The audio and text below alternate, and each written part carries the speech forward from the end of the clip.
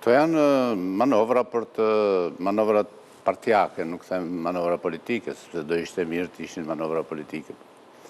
Janë disa manovra partijake për të treguar ditën e fundit, kur thuaj se po mbyllet procesi i pranimit në Bashkimin Evropian, për të treguar se ishim dhe ne këtu. Domethënë ishim dhe ne që duam Bashkimin Evropian, mas ju ka dal nga duart e gjithë historia e tyre anti-perëndim, për të thënë vërtetën. Krejtësisht që në krijimin e tyre, këta janë ta përbën një forcë që nuk e ka dashur dhe nuk e do perëndimin për gjitha arsyet e tyre, për gjitha arsyet e qenjes së tyre.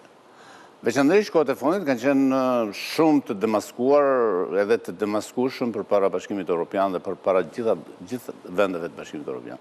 Madje edhe para belerit të tyre, beleri i tyre është ndjerë keq atje, kur këta kanë shkuar dhe i kanë kërkuar nga Europa që Shqipëria nuk meriton të jetë në Bashkimin Evropian, duke qenë vetë shqiptar.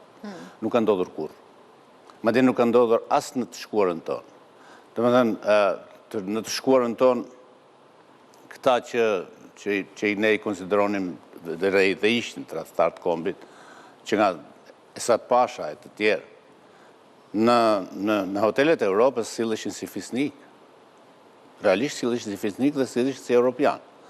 Nësa këta shkojnë atje dhe bëjnë Zallamahira alias, si me thënë, tepër lindore, alias islamike, alias terroriste, kundër vendit të tyre.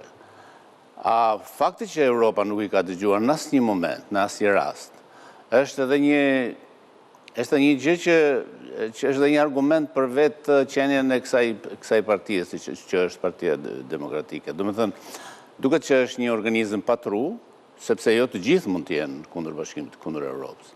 Por nuk vënë funksionim truri, nuk bëjnë pyetje, nuk thonë që, që është ky njeriu ynë që e ndjekim ne mbrapa dhe shkon në Europë dhe na telendis, dhe na thot narkoshtet, dhe na thot të korruptuar, dhe na thot hajdutër e tjerë e tjerë.